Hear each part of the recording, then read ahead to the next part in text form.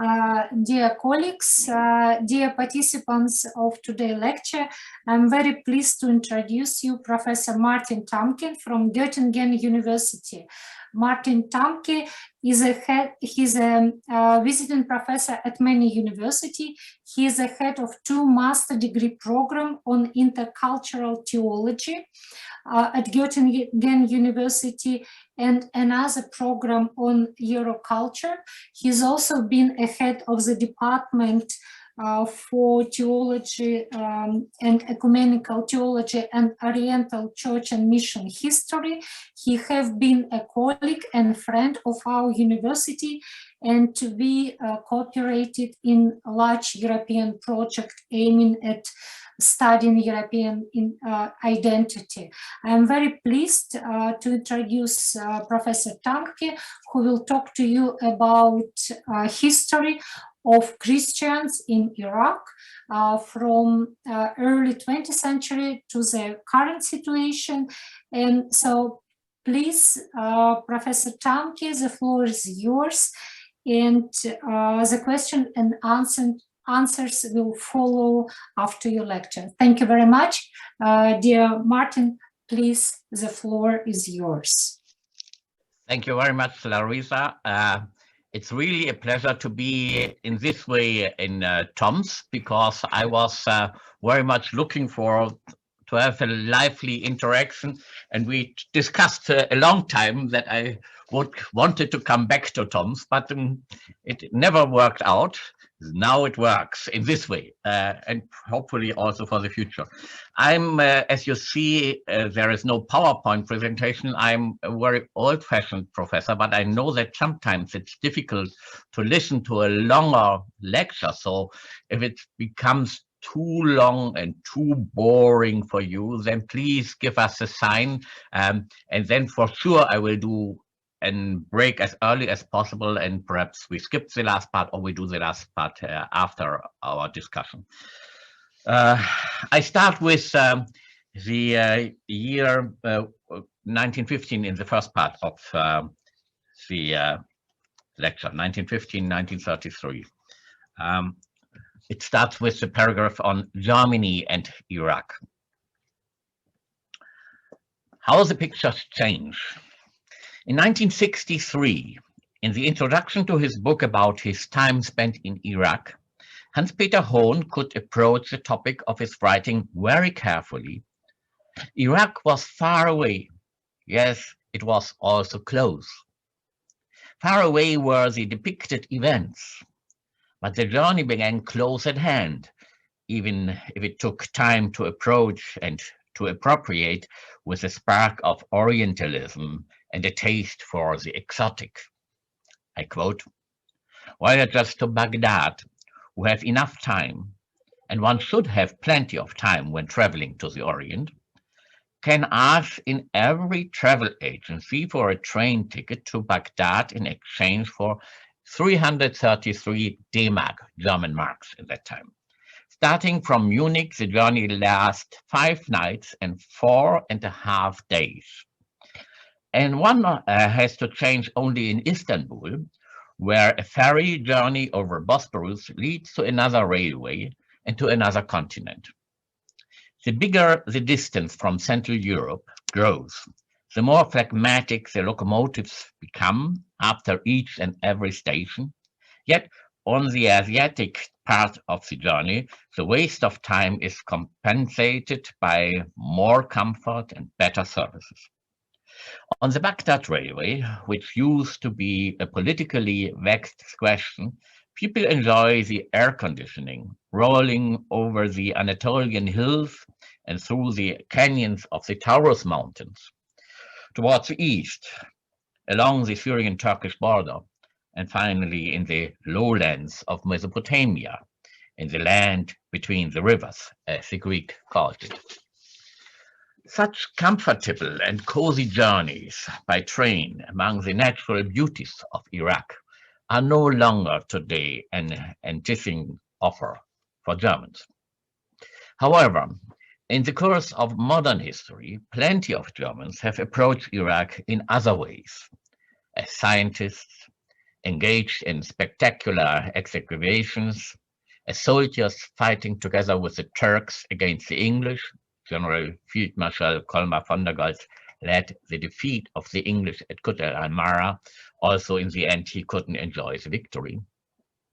As diplomats, traders, teachers, doctors, and as German colonists who lived until 1918 in the main areas of this region, which at the time still belonged to the Ottoman Empire. The German-Persian military mission was conceived here. The German settlers saw their future homeland in the same area. The Baghdad Railway made the Germans aware of the connection between Berlin and Baghdad. The Iraqi interior seemed to be the promising storehouse of the German Reich, Deutsches Reich. After 1928, the Germans were forced to leave the land to 1918. After 1918, the Germans were forced to leave the land to the English. Did the pictures change now? Were the motives of the Europeans and the situation of the Oriental Christians now different? Vestiges of the German work partially remained. The streets, which Goltz had built across Baghdad, and the Baghdad Railway. Hohn also came across other witnesses of the former German presence. In the monastery of St. Bechnam, he skimmed the guestbook. German officers and soldiers expressed there for posterity their gratitude for the hospitality they enjoyed in the monastery. In 1941, Hitler supported the rebellion against the British, which temporarily forced the sovereign family to flee abroad. Only after the landing of the English troops did the exiles come back to power. When, in 2003, Germany was lukewarm towards the English-American military action in Iraq, some may have recalled the old dispute between the former opponents. The reasons and the context has definitely changed, however, and could not be compared to the previous situation. The images associated with the journey to Iraq also changed to a great extent. Yet, some elements remain the same. The pictures change due to technological progress, but do they not also repeat themselves on other levels? Second part, the Germans and the pogroms against the Christians in Iraq. In the area of the future Iraq, the Germans were eyewitnesses of the Christian hard times on that land. Already in 1900 to 1901, Paul Rohrbach observed the labil situation due to the change that occurred in the power structures of the region. He found the emergency caused by the political instability as an invitation for the German presence.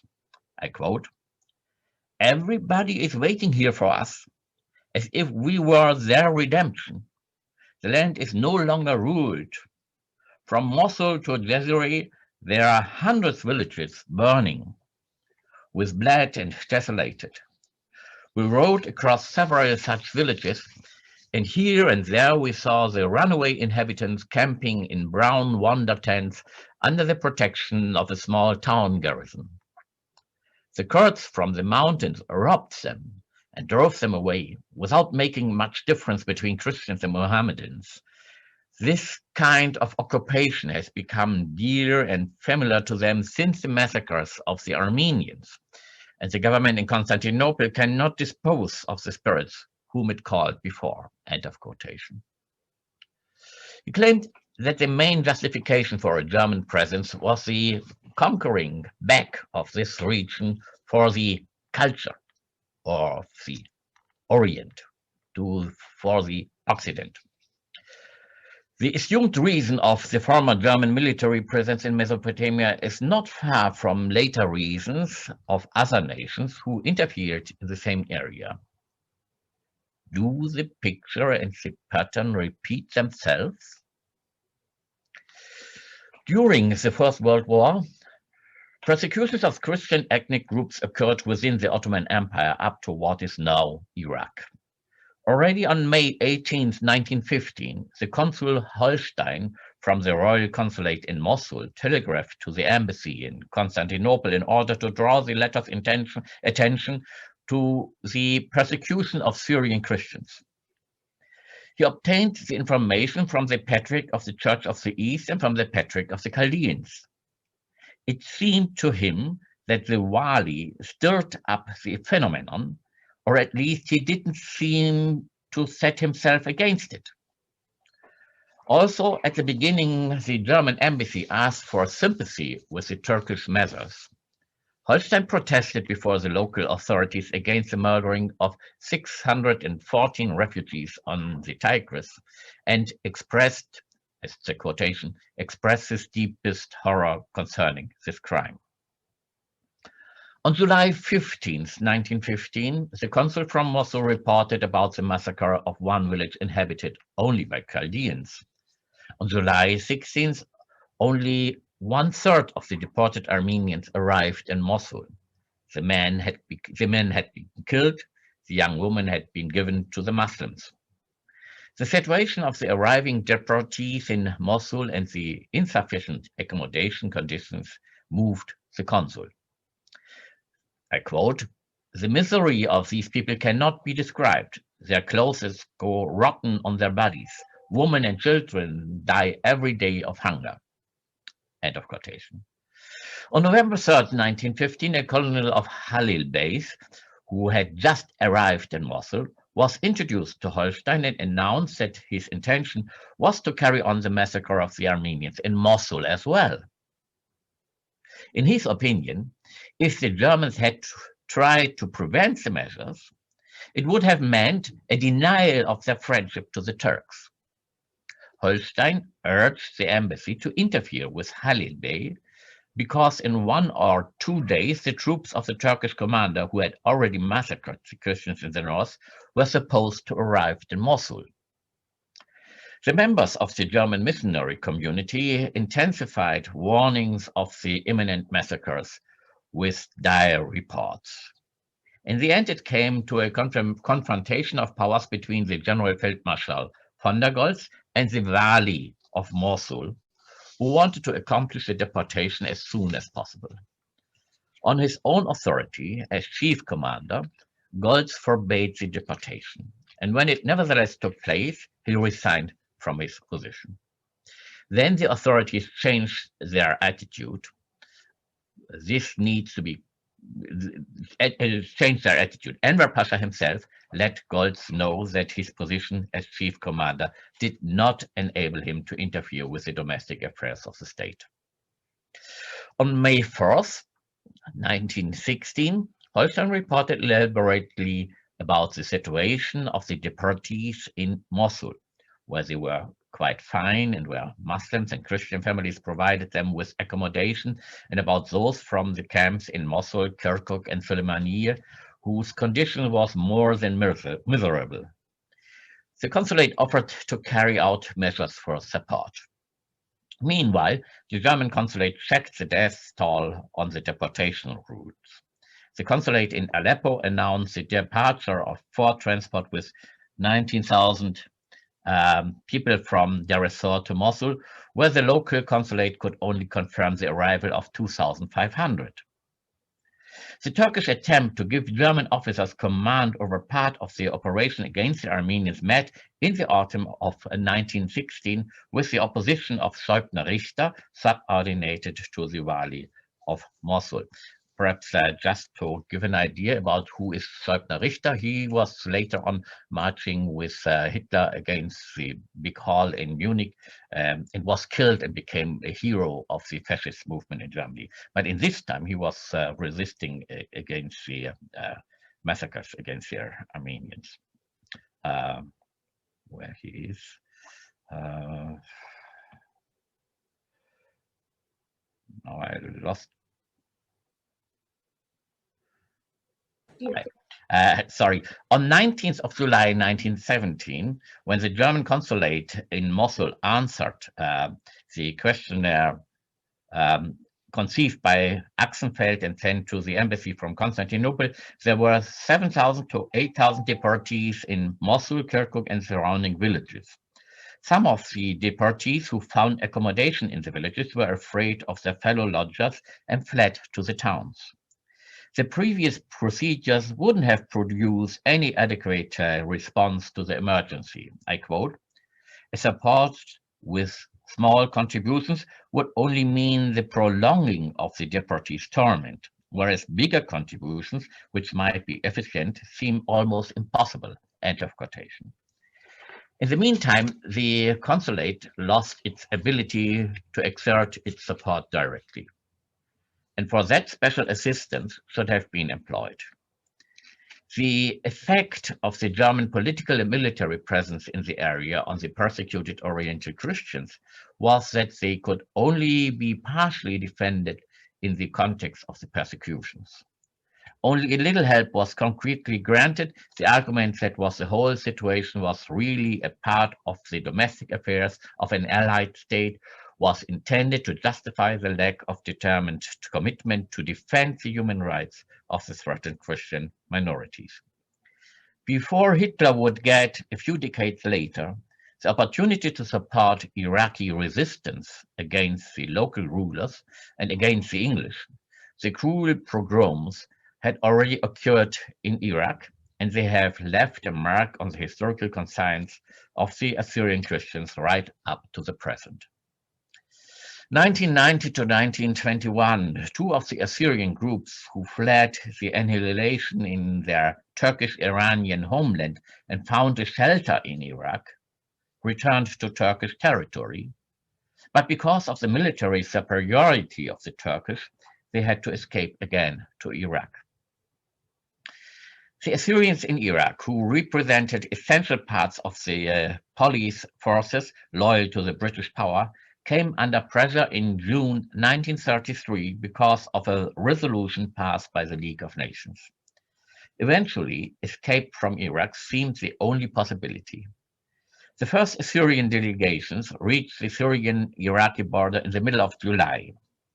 In vain did the patriarch turn to 12 foreign embassies asking for help.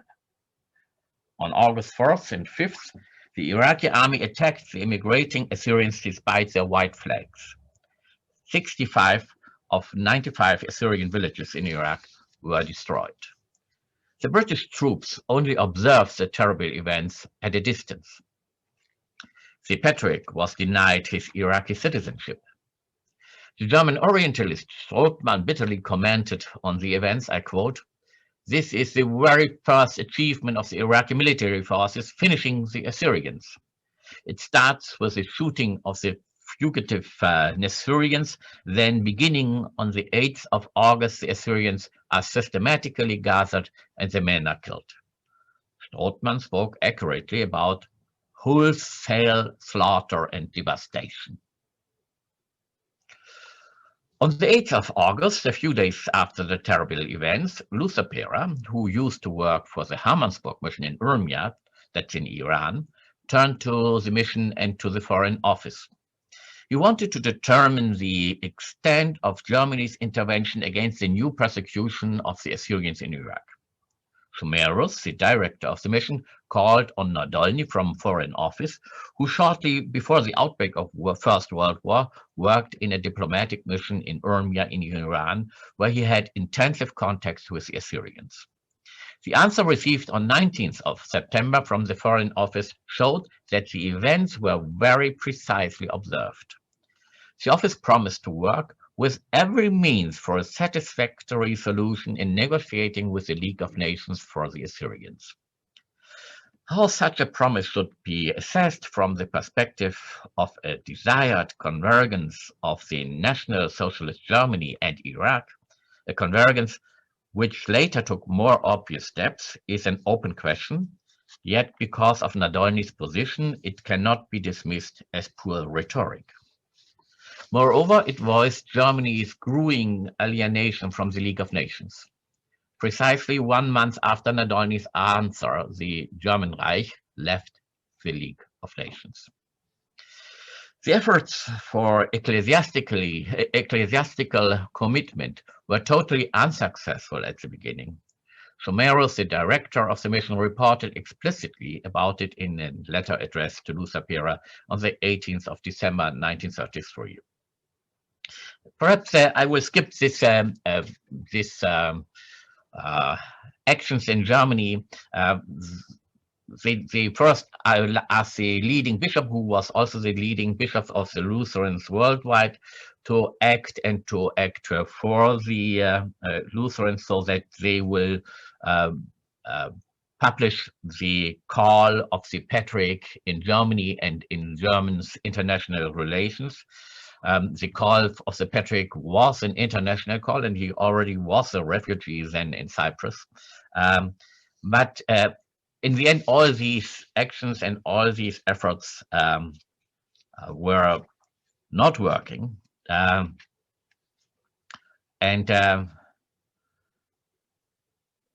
So at the end, the director of the mission, who was the addressee of the letter of the missionary of the Iranian mission in Urmia region, said, had a pious explanation and said that God must help, and that was extremely vague to this momentary alarm where there had to be an action. So I go to the outlook of the modern times, or of the last decade. That's the third part of the first presentation part. The overthrow of the communists in North Iraq in 1959 was described by Hone in 1963 as a moment of depression for the Christians, because the Christians in North Iraq had expected more power and influence, because the Christians in North Iraq wanted to have this more power and influence in Iraq ruled by the communists, then from an Arabic Islamic nationalism oriented towards Cairo. So the choice for the Christians was, on the one hand, fight for communism and secularism, or on the other hand, fighting with Arab nationalism.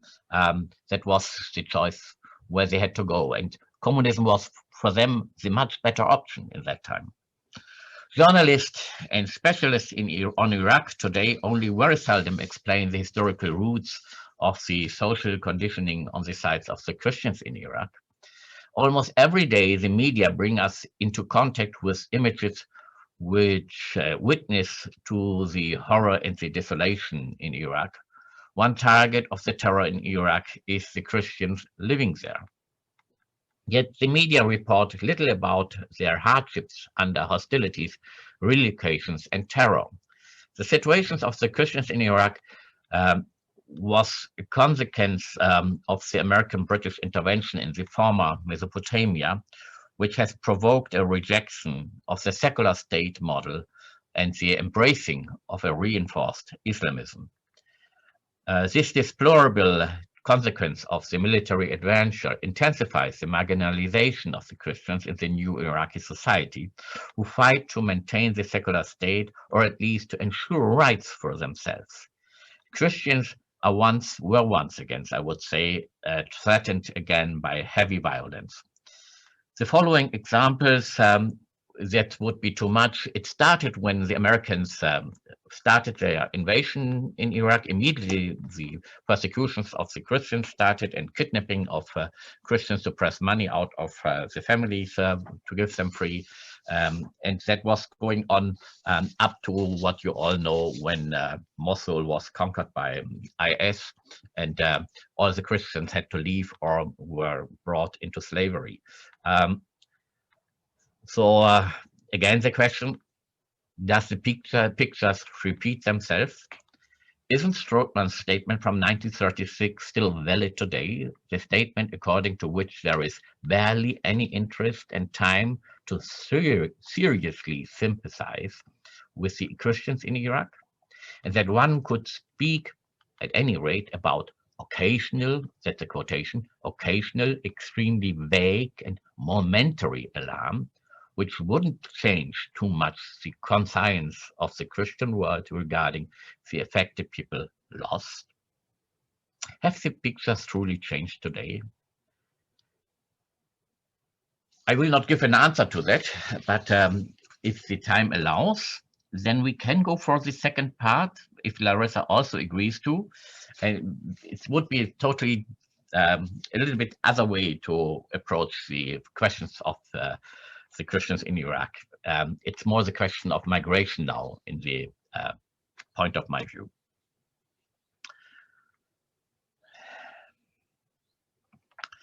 So my point is,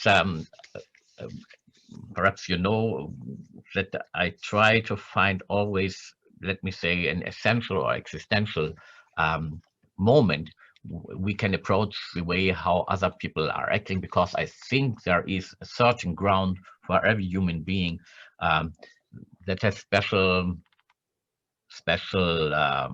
symbols, metaphors, or even a ground in the human being himself. So for 1600 years, Christian authors from Mesopotamian area have been thinking about paradise in various contexts. The metaphor, even when it takes effect in eminently theological writing, is open to many interpretations and is used in very different contexts. Behind supposedly Christian theological terms, there may lie ideas from other religious traditions and from the pagan. In fact, the metaphor of paradise was soon used in a non-theological context as well. Now here, it is more apparent than in the works of the most important representatives of the Syrian Renaissance, that's the highest time of the great time of the Syrian literature. And in that time, there is one work written by the last well-known dogmatist of the East Syrian Church, Deriglazova, whose influential poetic work, The Paradise of Eden, was conceived as a deliberately artistic challenge to Arabic poetry and was meant to demonstrate the artistry and superiority of Syrian language over the Arabic. As it has happened in European and widely secularized societies in the Christian Orient, the use of the metaphor of paradise is no longer exclusively theological, but it has been adapted to sometimes carry religious connotations only as distant memories. Just like in Western societies, the metaphor is used in connection with wholesome and pleasant or beautiful things, such as milk with honey. This drink is traditionally considered the food of paradise. This metaphor, by the way, is coming from Mesopotamia. Mesopotamia, the home of the Babylonian Talmud, and as you know, part of biblical texts are coming from there. Ever since in the last quarter of the 20th century, the Christian Oriental communities came under more pressure than ever before. Their tendency towards migration into other continents that seems to promise better living conditions has increased. The term paradise has attached to their longing to live in these countries and enter these societies seemingly by itself. For several Christian authors of Eastern Syrian heritage in Iraq, looking to America has become so much a part of their thinking and their strategies for survival that as soon as they are exposed to actual interaction with American reality, their perspective is inevitably challenged. Such is the case with Sargon Boulos. Born into a family of Assyrian refugees in February 19th in 1944, close to the Hamaniya Lake near Baghdad, he later moved to Kirkuk in the northern Iraq with his family. In 1962, he went to Baghdad.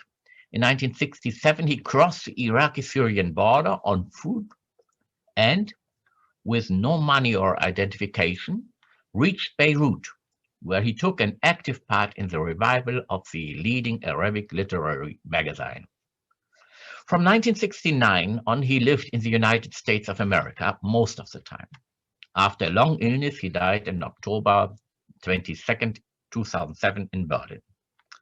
Sargon Bulos wrote his poems in Arabic, a language he had learned from his mother amidst a family speaking Syrian. His life was marked by seemingly incompatible contradictions, even previous to his arrival in America. The early suffering with his refugee family. His father was a carpenter, traditional healer, and ironed laundry, and living in a makeshift clay and tin hut in which 4 families lived separated only by sheets hanging on ropes, stands in stark contrast to the translator who translated into Arabic the works of the poets of the Beat generation, and who could plainly say about his immigration to the United States that America was to him the opportunity for a new dream. With the migration to America, however, the past did not end. Home did not simply stay behind in Iraq. I quote, "I never left Iraq. As far as you may go, you will return to the same sources, to their origins in childhood and in relatives, to drink from them. You do not stop returning to the past while living in the present." End of quotation.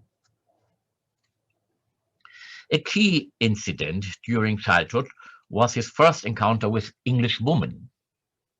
The British occupation troops in Iraq had gathered the Assyrians close to their military bases in Al-Habaniya after these had repeatedly become victims of violent attacks. Sargon Bulos' father was among those working for the English. He often brought his son with him into the English camp. I quote, "My father used to work for the English, and one of my first and very cherished memories is when, as a kid, my father used to take me to the place of his work, which was a camp where only the English lived with Iraqi workers, mostly Assyrians. We used to see these English ladies in summertime among their flowers and lawns, a totally different woman from the woman that I knew, like my mother, my sisters, and the other woman in my family. Here was another type of image of humanity, let's say, and I was like sneaking a view through the trees from far away into these gardens. For me, I think now, that was a vision of paradise. Paradise meaning something very flowery, full of color." End of quotation. What he describes here in an interview with Margaret O'Bank can be found in similar form in his autobiography text, Poetry and Other Mysteries. I quote, it's very close to the first quotation, but a slightly different way to express it, you will see. "My father used to work for the English, and one of my first and very cherished memories is when, as a kid, my father used to take me to the place of his work, which was a camp where only the English lived, surrounded by enormous fence. We used to see these English ladies in summertime having their tea, half naked, among their flowers and well-kept lawns, a totally different kind of female from our mothers and sisters who were wrapped in black most of the time and looked as if they had just returned from a funeral. It was like sneaking through a chink in the wall of paradise, finding yourself in another world. Of course, I wasn't aware at that time that they were occupying the country. I was too young to know." End of quotation. If we would have more time, I can explain a little bit more how big the difference is between this last quotation and the elder quotation. You see here starts already this post-colonial approach that is very typical for the 70s and 80s. The cultural distinctness of the West fascinated him and found his approval. While his own Christian-oriented culture, surrounded by his Islamic culture, was restrictive, the Western world seemed liberated. And exactly in what was possible in the Western world, he found himself. What is interesting about the two texts is that despite the differences in the two versions of the same situation, not only the event is clearly the same, but also the metaphor for what was seen. namely paradise as metaphor for the observed reality of European existence that was so different from the reality of his own Assyrian Arabic existence in Iraq. What he saw there as a European alternative to his own world was so extraordinary that he could not grasp it without recourse to the term vision. He was looking at an unfamiliar reality that he nevertheless felt close to. He had had, speaking in terms of classic mysticism, a revelation, a vision. Paradise, located this way between reality and unreality, is described by Boulos only vaguely in character as very flowery, full of color. This rich coloring contrasts with the colorless monotony of his own culture. Things have a different, richer taste and are full of color. Sargon Boulos was not only one of the most important Arabian poets of the present, he acted as an unremitting advocate and mediator for Western authors, mainly modern authors in the Arabic world. His emotional ties to the West led him to follow his yearning for paradise. Through the desert on foot, without a passport, incarcerated as illegal migrant in Beirut, and finally, with the help of the American embassy there, the departure for America, never to return permanently to Iraq or the Middle East. Asked about how he could just leave the Arabian home, he replied, quotation, "I believe it is the imagination. When I read something, I can imagine it. My reading has filled me with dreams. I followed my imagination." End of quotation. Belonging to two worlds is a familiar feeling for all Oriental Christians from early childhood on. It has turned them into driving forces for the modernization of their home countries. But it also led to a situation in which the majority of the population among which they live continues to slander them as fifth colony of the West, where the dynamics of their mediative role are impeded too much. They leave. The inclination for migration to America and to Europe as well has increased even after the American occupation of Iraq, despite the fact that the concurrent disillusion with America has become apparent among Christians all over the country. The will to immigrate has not decreased. The difficult situation for Christians in the Near East and their looking to America now explicitly finds its expression in terms of hell and paradise. Hell, that is Baghdad, the Iraqi home. Paradise, this is America. In his book on the situation of Christians in his country, the Archbishop John Benjamin Sleiman in Baghdad, born in 1946 in Lebanon, uses the metaphor paradise repeatedly. On the one hand, there is a simple line from the admired West to the metaphor. I quote, "Since ancient times, the West has been taken for a kind of paradise, a place of retreat and refuge." End of quotation. Even if the duration of Western orientation is enhanced by Sleiman into an almost mythical dimension of an unimaginable time frame, the modern kind of Western orientation is not that old and begins no sooner than with the failing Ottoman Empire, and more genuinely still with the taking over of the mandate by Great Britain after the defeat of the Turkish. Ever since, the Christians in Iraq have been afflicted by measures against the people from the Near East. This treatment has put a damper on their traditional ties to the West, which they demonstrated several times during the last century. They are now met, according to Baghdad's Archbishop, with the same distrust to the West as the Muslims in their country, and consider this, like those do, to be a degradation. The move to a distant country, to America most of all, gets increasingly difficult. hope that often survived only because of the thought of a possible immigration dwindles.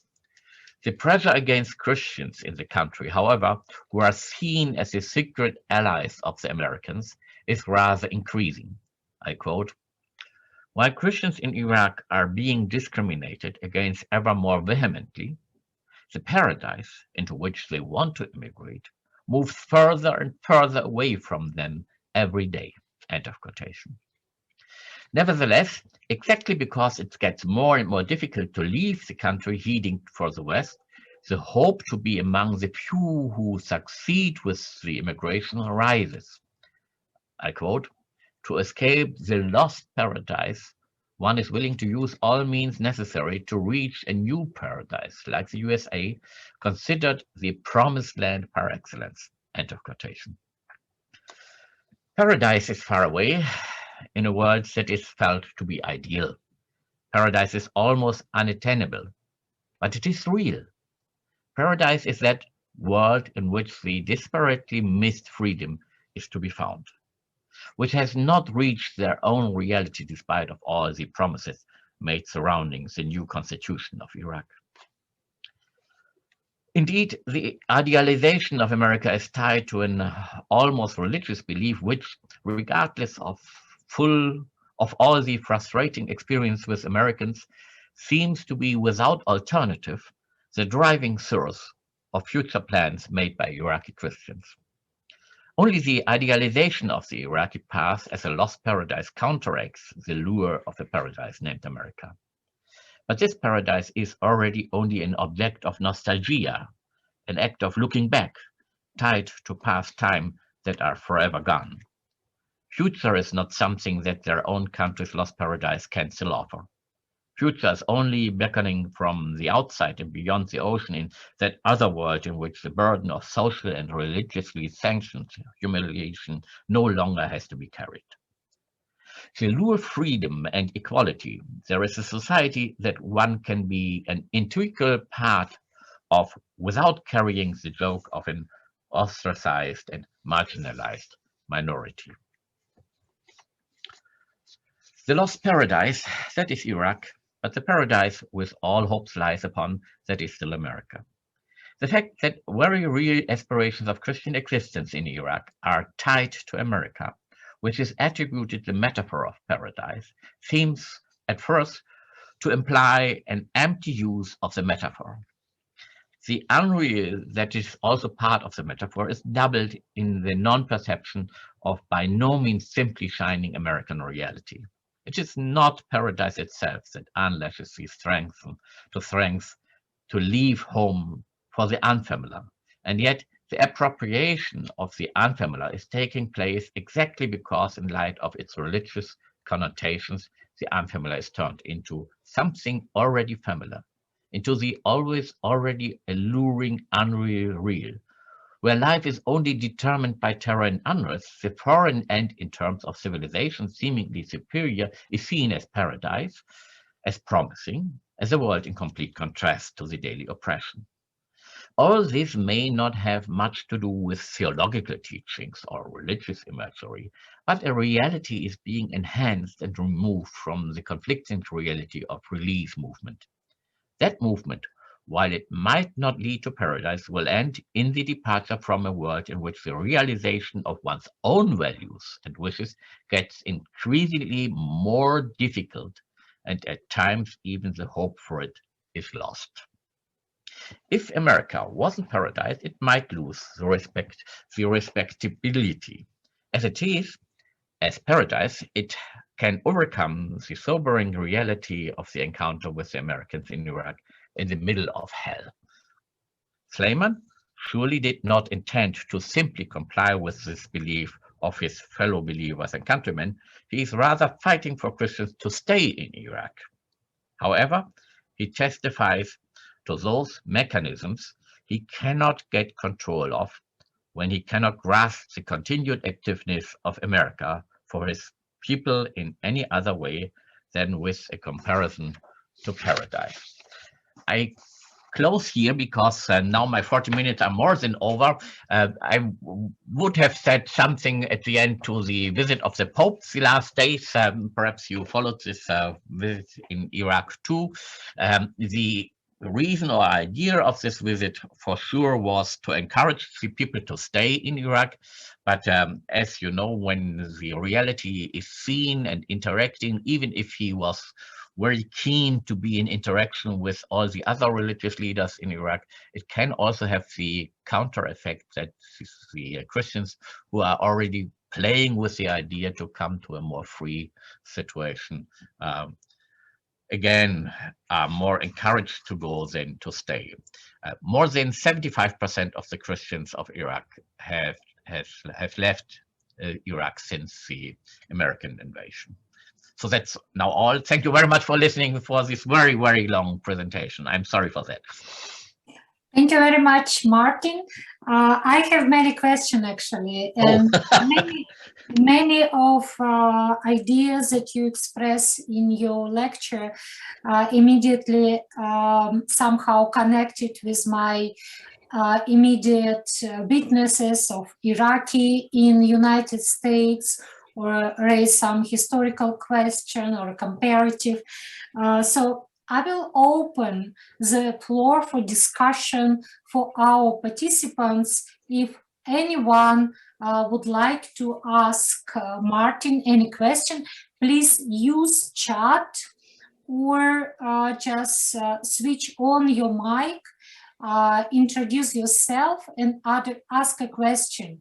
If you hesitant to ask, you can use chat, or we can translate your question if you write in Russian into English for Martin, if you are hesitant of your English.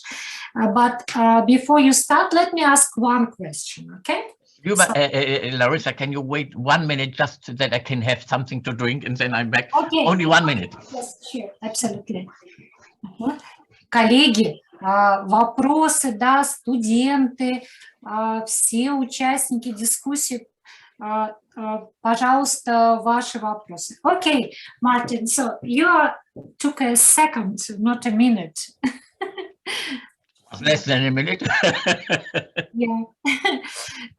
So I want to ask you, as I'm not really a specialist in the issue of Christians in Iraq, but definitely as a graduate from Department of History and Tomsk State University, Mesopotamia, its history, it's an idea of paradise. It's something like a special land with all these myths and stories. And it's very interesting how it's not connected to the current Iraq and Syria and everything's going on in now. So it's very interesting how you somehow connect our vision of the past, of this place, and to the today life of people who are living in a very harsh conditions of wars going on non-stop, and how it's actually also connected in their memories and imagination of what is a paradise. So it's really fascinating. But my question to you is the following. So as I understood, the most of Christians in today's Iraq, they are Assyrians or Armenians. So they are not those people who came to Iraq, or a local who was baptized in a later, when it's happened in many African countries, when, for example, Belgian Empire came, or German or British, and there is a lot of Christian community, but it was a reason for appearing many Christians. It was a way of baptizing local people while colonizing them. So Iraq in this respect is very different. Correct if I am wrong. Is it like, so it's a historical Christian community similar to Ethiopia, for example. Ethiopia and Iraq and Syria is this way, right? It's an interesting question, but I have to limit myself, so I will see what I can bring in my answer. First of all, Yes, there were also movements where whole ethnic groups came into Iraq because Iraq was more safe for a time. One of the examples are the Assyrians. The Assyrians are an old traditional community of Iraq. In the time where Iran and Iraq were one country, as you know, as all the antique times, the capital of the Persian Empire was in Seleucia Ctesiphon, that's 30 kilometers from Baghdad. So, so the Christians of this empire, very high amount of Christians were in this empire. They were close to Baghdad, Seleucia Ctesiphon. And when Baghdad was built, a short time later, the patriarch, the head of this church, moved from Seleucia Ctesiphon to Baghdad to be closer to the political power. And the interaction between political power and the Christian patriarch was very strong. So especially in the time of the Caliphs Harun al-Rashid and al-Mahmud, when they created this House of Wisdom, the Patriarch was invited to there, especially Patriarch Timothy I, and they did not just this interreligious dialogue, so Christian-Muslim dialogue. The interesting idea, and that was also, there was an opposition among the Muslims, among some Muslims, more fundamental conservative Muslims, if they can agree to this idea the Caliph had there, because the idea was ratio is the only argument. So when you discuss, it's not the question if you are Christian, Jew, or Muslim, it's the question if you have the good argument, the rational argument. So they belong to, because in 1915 it started with the persecution of the East Syrians in eastern Turkey, in the Tiari region, that's Hakkari today in Turkey, a mountain in the southeast. And the whole population went out of Turkey and went to Russia. So in the direction of Russia, because the idea was Russia is a Christian nation, the Tsar and so on, there we will be safe. Then the revolution came to Russia, the Assyrians, the majority of the Assyrians went again as refugees to the south. Now their idea was we want to reach the British, because the British had the influence in Iran in the south. The north was with the Russians, the south was with the British. Then World War was finished, and the Assyrians were still in Iran, and the question, what should happen with the Assyrians? In which country we bring them to? And the idea of the League of Nations was we bring them to Canada, to bring them out of the region where we don't know what we should do with them and where they might create problems. And then the end was that they were brought to Iraq. And one of the things that made the situation for them in Iraq then more explosive was that the British used them as police force in ruling Iraq. This is not good for the interaction with the majority of the people, so that was the starting point of estrangement between the Assyrians and the new state that was created by the British. It was a long discussion what Iraq should be. When you know, there was also a lady very influential in creating Iraq, that was Gertrude Bell, but it was, one of the questions was how much into the north Iraq should go, and that was an ongoing discussion, the so-called Mosul question, because the Turkish want to have Mosul and don't want to give Mosul to this new state of Iraq. And in the 20s, in the middle of the 20s, there was an agreement between the Turks and the British where the border should go and what the Turkish will get by the oil, and that the country will be by the British and by the new kingdom that was created by the British in Iraq. So this is one example. The same thing we have with the Armenians in Iraq. Same big majority of the Armenians in Iraq are refugees from 1915 who escaped from southeast Turkey after the genocide. So the direction was not just to Armenia, it was mainly first to Lebanon, Syria, and Iraq, and that's the reason why the patriarch of the Armenians, who was at home in Sis in Cilicia, was then at home in Antelias in Lebanon. So these populations use Iraq as a shelter for their situation. That's also not just Christians, also non-Christian minorities. Among the non-Christian minorities, very much the Yazidis, who were in the north in the Shigar mountains. That's in the Kurdish region, and they were the main, one of the main groups who were attacked by IS. So a lot of them died in the last years, and they had a very hard way to act with women. And the same thing happened with the Mandeans, the Sabaeans. They are more or less empty now.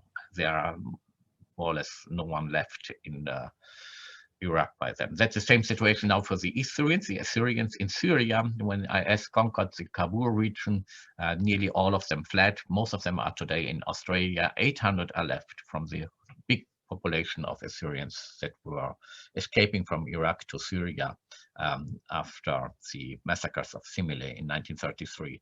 So that's the situation is not too far from what you have as an idea from Africa. In a way, Iraq is an artificial country. It's not an old country. The old country is Mesopotamia, and the borders of Mesopotamia are not the same as the borders of the Iraq today.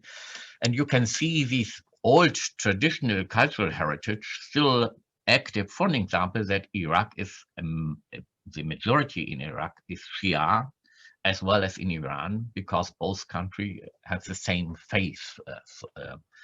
Both countries belong to the version of Shia people. That's also an ongoing route for the tensions in Iraq between Sunni and the Sunnis ruled it because the family of the king came up by Muhammad himself. That's the Hashemites, who are still ruling Jordania, but they ruled Jordania up to the revolution. And they were a Sunni family. So the Sunni Islam was the religious flag of the new nation, and not the Shia Islam, where the majority of the people were belonging to. So much. That was just to explain your first part of your question with, no, there's also a lot of moving. It's not stability. All these countries were in the past multi-religious, multicultural, multilingual countries. And that's for more ideological thinking people a problem. If you want to get one monolithic way of culture or a monolithic way of identity, then you have to exclude the others. And this was first something that went against the Jews. So in all these countries, the Jews had to leave in the 50s. Then it went against the Baha'is, so they had to leave because of religious reasons. Then it went now against the Yazidi, Mandeans, Sabaeans, and for sure all the years also against the Christians. And that's the reason why the Christian communities are smaller and smaller, even if the ruling party in Iraq, the Ba'ath Party, the old ruling party still ruling in Syria, was founded by a Christian, Michel Aflaq, who died in Iraq. But he is a secular Christian, but it's very often forgotten how strong the contribution of the Christians to the nation building, the political ideas in these regions was. Did I get all of your question, or I forgot something? Dear Martin, thank you very much. Well, we can talk with you hours, I know this, but let me not to monopolize. Yes. And sorry for the long answer. Yes, yes. But so, dear colleagues, please unmute your mic and ask question. As you see, Professor Tamcke can give you very different perspective and very detailed answer on the question you might have. So please, anyone, we have students, we have professors here in the audience with different universities, also not only from Tomsk. So dear colleagues, please use your chance. Every question is welcome. So I'm more open than perhaps my paper showed. You are very open to any questions. So, anyone? Right? If there is no questions from students, may I ask one question? Yes. Okay, thank you for your lecture, Professor Tamcke. And my question is closely connected with mixed marriages. So does this, first of all, how do you see this problem of mixed marriages between Christians and Muslim people? And did it somehow influence migration from Iraq to another countries? If the mixed marriages have an influence on the migration question? Yeah, yes. And okay. How this topic, I mean, this subject, the subject of mixed marriages, topical for migrations, or in general in Iraq, in Iraq, since the First World War till the end of 20th century. Because you have mentioned that Iraq is multilingual, multiracial country, and it's artificial state. Thank you. Pleasure. I try to answer. It's not so easy. So we have very strong changes in the Iraqi society, if we can call it an Iraqi society. In reality, these are different societies. So the south is very different from the Kurdish north, and the Kurdish north is more or less a government in itself. So it's an interaction between Baghdad and the north. It's not so stable, and sometimes hard tensions. But to come to the questions of the mixed marriages.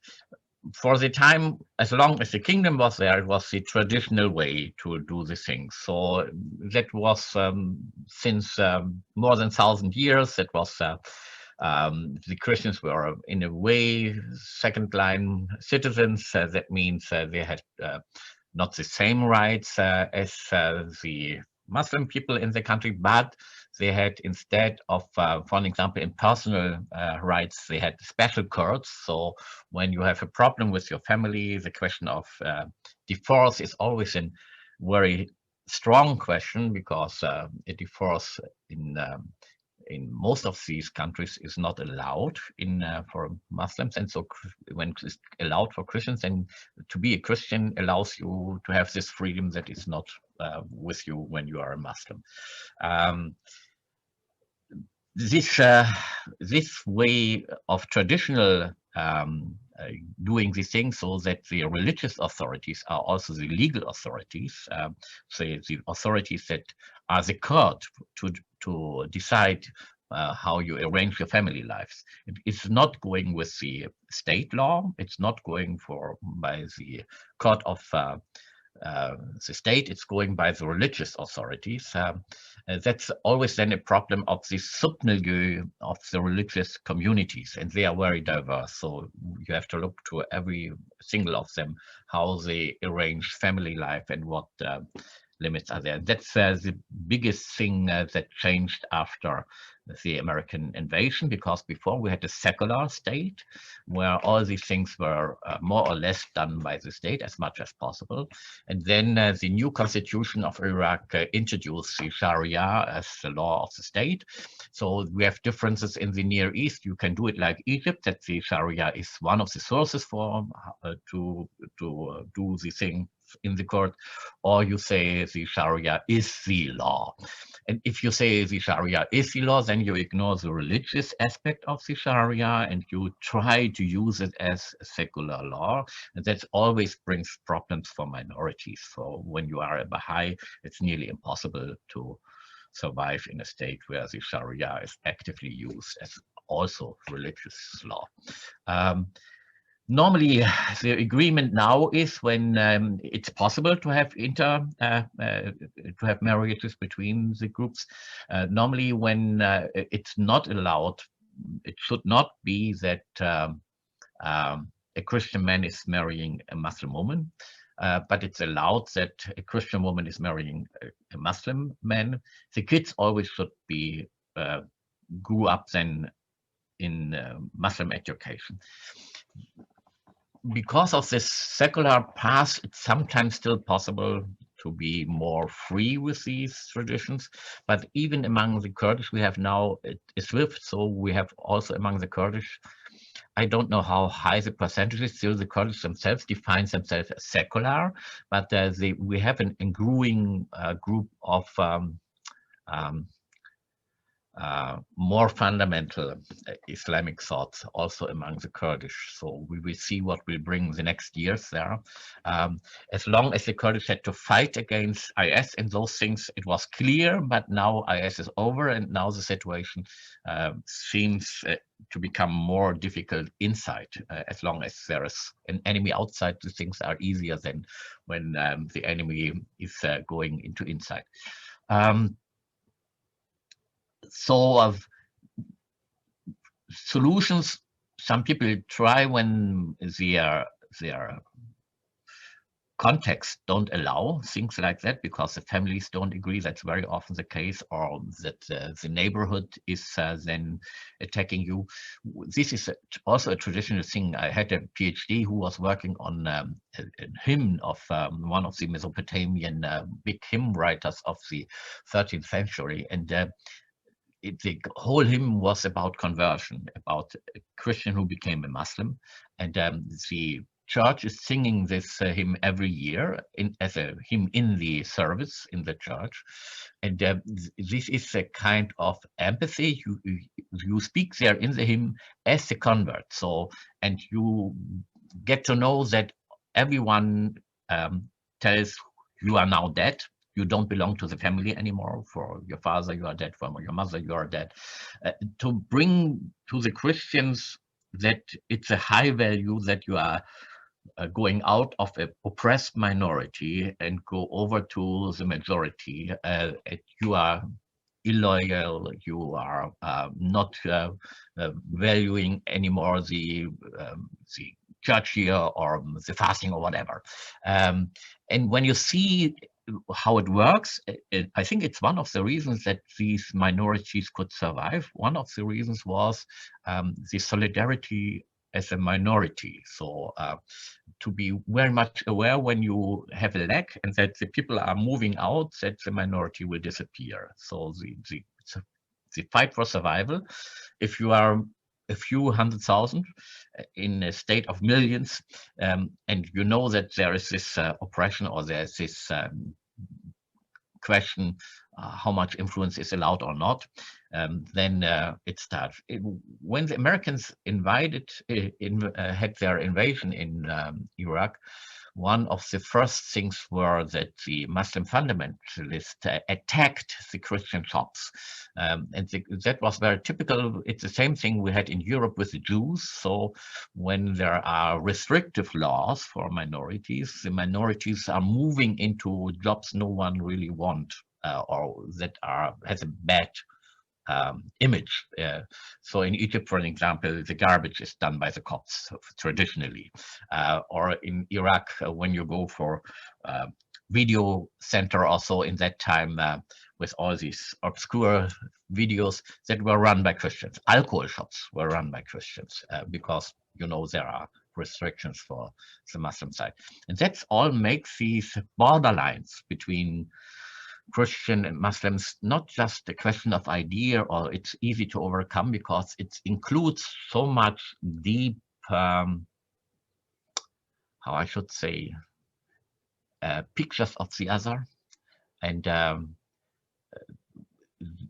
it's internalized. So as a Christian, you know already what the majority will tell you, so you act in the way that you are aware how the majority wants that you should act.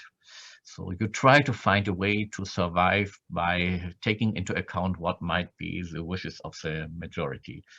And the majority very often, that's in nearly every country of this world, I think in Russia the same as in Germany, the majority has always a big problem with the minorities, because very few people of the majority are able to fight for people from minorities, to bring the people from minorities into decisive positions, to accept that minorities have the same rights to create laws, that we have to save them or secure their existence.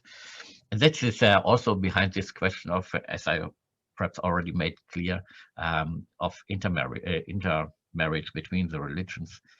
It's not just a question of love, but it's a political question then when it comes to the survival of minorities.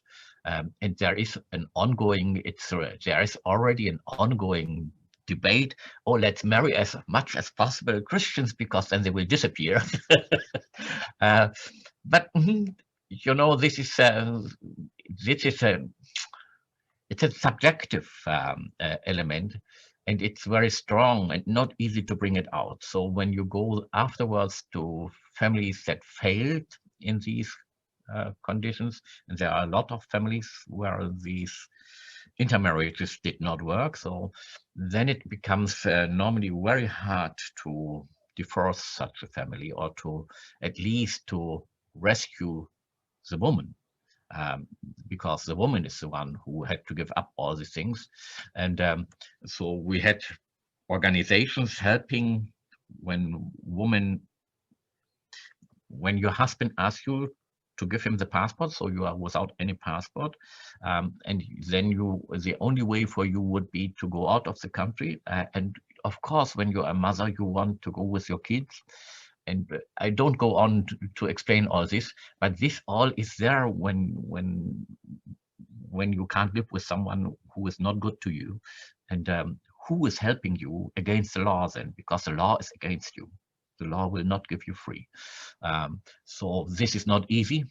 And I think for the future, if I speak on vision, I will also have a vision, but my future would be rights for everyone. Individual rights, not collective rights. Individual rights, the individual should have the right to exist according to the needs of his individual life. And then we can see how to bring this into the collective systems. But it's not good that, in this case, mainly women must pay the bill for societies who are not willing to be open societies. Martin, thank you very much. Pleasure. Answer.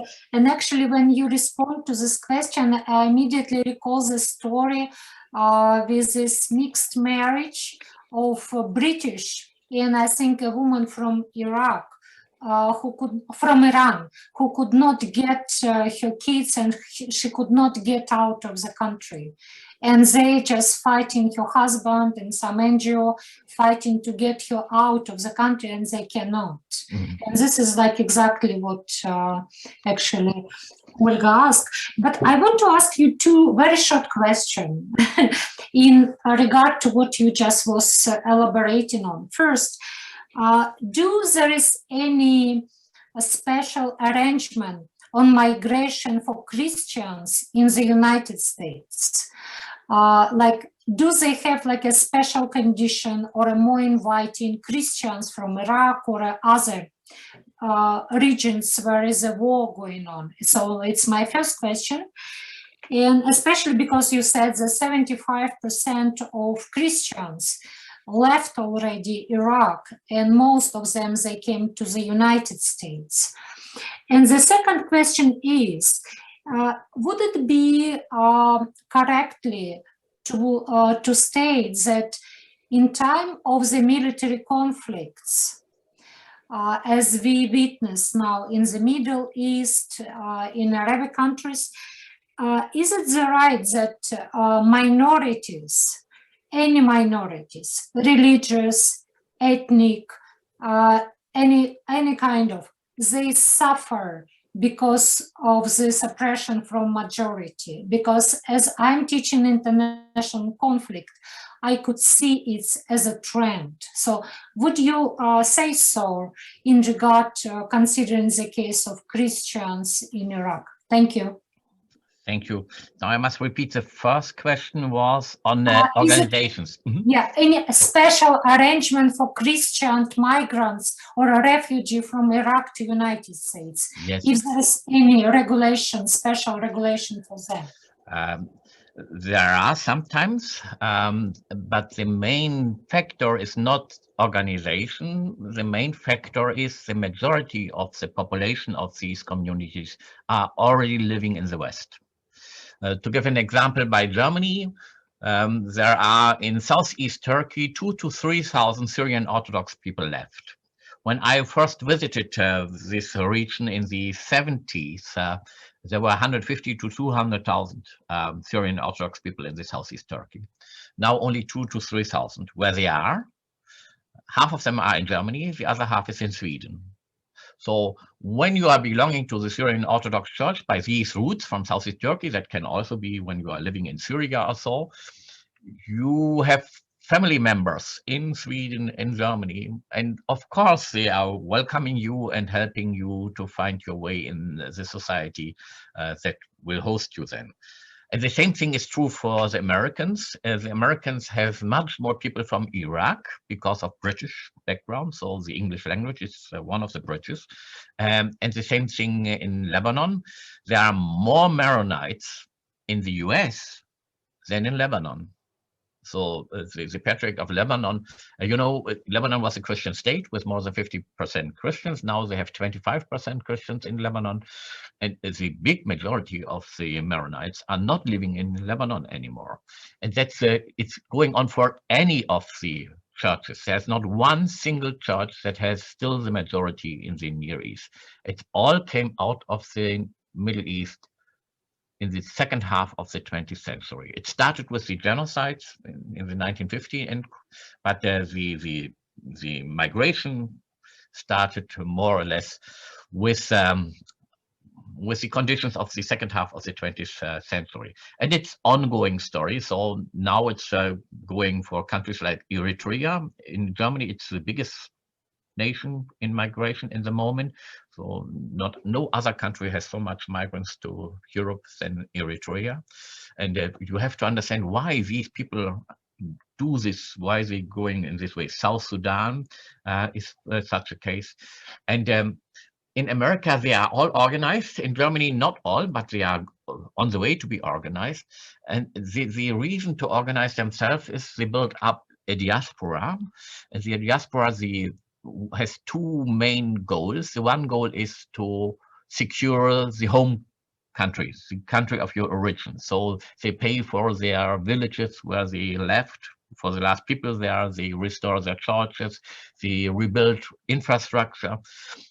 You can see that a lot of states where it's a big portion of Christians or that are still Christians in the Middle East are paid for a big amount of their money by the diaspora. That's true for Armenia, it's true for Lebanon, it's true for the minorities in Syria, as well as in Iraq, as well as in Egypt. And this is organized because you need to then to collect the money, to bring the help into these regions, to help your brother and sister in the community, in the countries you are coming from. And in the same way, they organize when these people are under pressure and becoming migrants, they try to help them to find their way to the US or to Europe. And it's easy to see that in 2015, it were more to Germany than to the US. The US did not accept a second time so much of the refugees, but they did after the first invasion of the US in Iraq. That was one of the reasons why the amount of refugees from Iraq to the US, as well as from Iran, after the Islamic Revolution in Iran, when you see the big movements of Christian migrants from Iran, most of them in that time went to the US. I don't think that they would do it today anymore, but that was a different situation in that time. So there are organizations mainly run not by US or German citizens, but by these people from these minorities themselves who are feeling themselves as Americans or Germans, and then act with their organizations because the first goal is my community and not the first goal, I am German or I'm American or I'm Iraqian or whatever. The first goal is I'm Chaldean, I'm Assyrian, I'm whatever. All of them are acting worldwide. So they are all international communities today. They are not bound to one nation anymore. no one, not one single group from the Middle East went only to one country. They go for a couple of countries: Australia, New Zealand, United States, Canada, a lot of European countries. South America is very much of the refugees. The Syrian Orthodox are in Brazil or in Argentina. Even the West Africa, so that's mainly for Lebanese people. There are some theses about that. They went to West Africa and play a big role there in economics, especially. Interesting, but they don't act as we think in our old political patterns. We think here US, they're in Middle East or so, but this is, I think, more or less over. We still want that this is the reason and is the way the world is acting, but it's much more now a question of networks, of people who organize their lives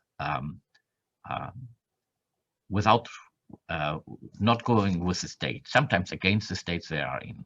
So to organize the migration for people, for example, to go to Germany after 2015 or the US, you had always to be a little bit subversive. You had to act against your government because they all did not want to get too much in. So, and then it started that these alliance of the community is the main power for this. That was the first question of you. The second question, I forgot. Well, I think you did fine for both questions, actually. Oh, okay. Thank you very much, Martin. Pleasure. I think that we still have like few minutes, Yes. but I don't see anyone in the audience having any questions. So we have the opportunity for the very last question to be asked.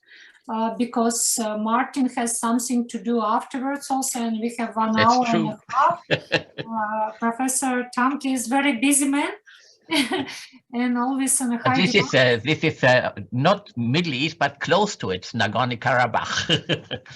All right. Vladimir Petrovich Rumyantsev, да? Professor Rumyantsev, he's a head of the department for Eastern Studies, but for him the East is Middle East. So, Oh, Vladimir, great. do you have any question?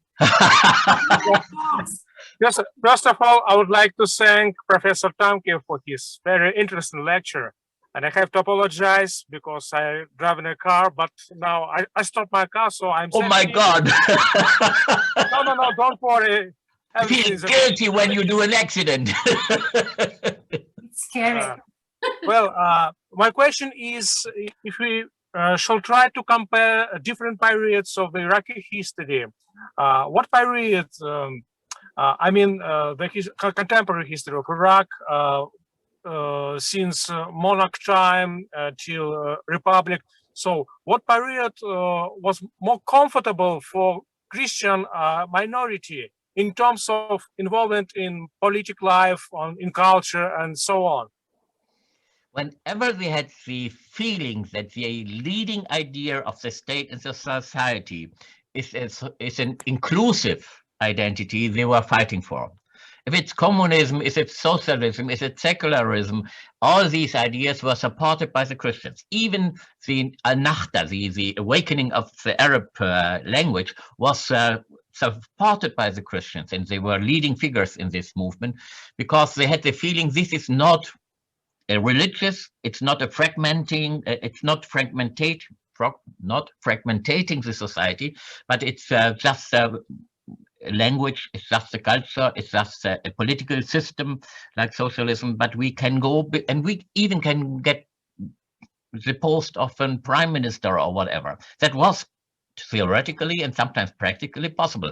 So in Egypt for a long time, Coptic Orthodox people were prime minister.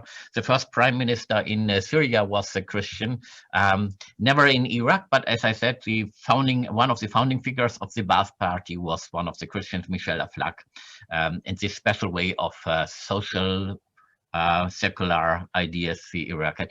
These times was the best time for the Christians. The worst time were not the religious times. The religious times were So they had to use it, and it worked in a way when it's traditional.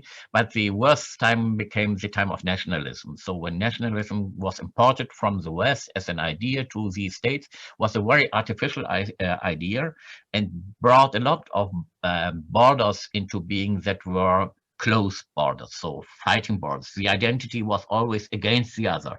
So you can see it clearly in Caucasus for today. So not to use now this field, but when you see Caucasus, this is not the good time for something that is combining, that is unifying.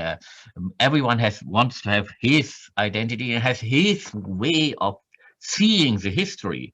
So when you only see your Christian history in Iraq, how influential it was, how great it was, the university you created and whatever, you are not free enough to see that the Shia should also have a very important history in Iraq, or the Sunnis in Iraq, or the whatever we say. So this is one of the things, and I think, yes, so we can hope for that we find a way that people find a way to exist in respect with each other, equal, and not the one who has most of the powers and who can use all the limits to bring out all the others, but the time where the persons who are the best one, who is most trained, who has all the capacities for doing the job as the Minister of Economy or Finances or International Affairs or whatever. When this time is there, I'm sure the Christian would be a strong part of this society. Thank you very much, Martin, for your answers, for your wonderful lecture. Very interesting. We will send, there is a thank for audience from Yana Brilevskaya, and we will send around, as you allowed us, the draft of your writing, because it will appear in a journal. But meanwhile, Professor Tamcke allowed us to send around, to circulate his draft of his talk today. So please use it wisely. Always refer to author of this draft, Professor Tamcke. And thank you very much again for your lecture, for your time, for your wonderful answers, and for your friendship also. Thank you. Such a great colleague. Thank you very much. So we are a good example, Larisa, how we can overcome thinking that it's just limited to our borders. I just see there is one question I have not answered, but I just want to say that Lebanon is a state where I'm very involved in. I'm sending every year a big group of students to study for 1 year in Lebanon, and it's so-called Studies in the Middle East in Beirut, and it's a field in itself. In the moment, it's a very sad story in Lebanon, so we still hope that the things might be better in the future. And thank you for listening, Larisa, for inviting me. And I think that was the reason why I hope that this can take part, because Corona was not a good time for traveling and still is not a good time for traveling. And politics are not the best in the moment. What matters, understanding. I don't want to be too limited by these external circumstances. I still believe in the possibilities of human beings, of finding something where they can agree on the whole world. When we are strong enough to accept that we are human beings, and that this is the first thing that we have to accept, and all the other things are coming afterwards. And with you and Tomsk, whenever I'm there, I feel nearly at home. And you can feel only at home when you have people who understand why you act as you act. And I think my impression is the same, that you act in this way with me because you share there's something with me, and that's I think we should share as long as we are able to do, because at the end there will be a better world than we have at the moment. Thank you very much, Larisa. Thank you very much, Martin. And I should say that we have professors from Tomsk State University and students who visited Göttingen, and we felt like at home, as the same like university culture, great university and great reception. And I also lectured here at university, and it was very, very nice. Once again, thank you very much. Have a good day, and just let us continue talk to each other and feel in friends and colleagues. Thank you. We do. Thank you very much. Спасибо and до свидания. До свидания, Мартин. Спасибо огромное.